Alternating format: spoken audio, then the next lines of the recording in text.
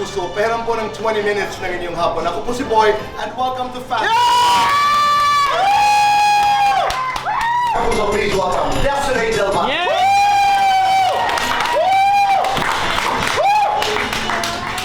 Hello! Merry Christmas. Anong iyong naalala pag pinag-uusapan ng Tabing Ilog? You know, honestly, when we were doing Tabing Ilog back in the day, we never really thought it was work because we were all friends. So it's like every Wednesday we would go to Pagsanhan and then magte-taping kami, pero wala, parang outing lang ng barkada. And I also remember before, since maaga yung call time namin, we would all meet. Everybody would all meet at Shell on South Superhighway. Tapos sabay-sabay kami pupunta sa taping. And pagka napack up na yung isa, sabay-sabay kami, nag-aantay kami lahat. Sabay-sabay kami umuwi. Nakikita-kita kayo? I mean, After, when Tabing Ilog was done kasi, we would have reunions, like we would eat out, have dinner. everybody would attend, Yes, everybody including Paula. Yes. Oh my God. Everybody was there. Kasi si Paula hindi ko nababalitaan mo siya. Yeah, pero kasi hindi namin siya parang na-continue. But of course, like now and then, magkakamustahan kami. And it's like, no time has passed at all. Galing. Yeah. Ayun ni Boom, you were together what? Naging girlfriend-boyfriend 2015? 2012. 2012! Yes. Okay, and then you we got got married. 2018. And then, We had a son, COVID. Alexander Sebastian, during the pandemic 2021. He was born in 2021. right.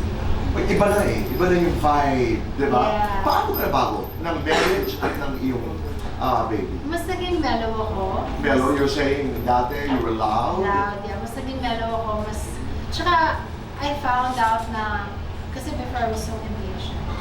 Patience now is truly a virtue. Kasi talagang, wala eh. Parang, nag-step in na yung pagiging mommy ko, pagiging mother ko. Being married to Boom, kumusta kayo? Ano kami, para kaming mag-best friend kasi. Ever since. And tsaka, we also laid out, before we actually, really got serious and everything.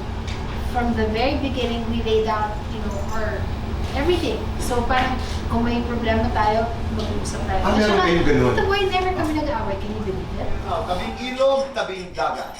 Tabing ilog. Batang Riles, batang Hamog. Batang ilog. Christmas, New Year. Christmas. Hot mom, cool mom. Cool mom. Happy wife, sexy wife. Pwedeng both? Artistang nandigaw sa'yo, ilan? Tuwing kailan ka pinakamaganda? Tuwing kailan pinaka-hot si Boom? Every day, every time, every single second. Tuwing kailan ka naiinis kay Boom? Never. Oh, lights on or lights off? Both. Happiness or chocolate? Happiness. Best time for happiness. Every day. It's a good time. Your Christmas wish. Ano ito? I just wanna just be happy. And I mean, I already am. And I'm very content. So I just ask for the blessing of the Lord. Yeah.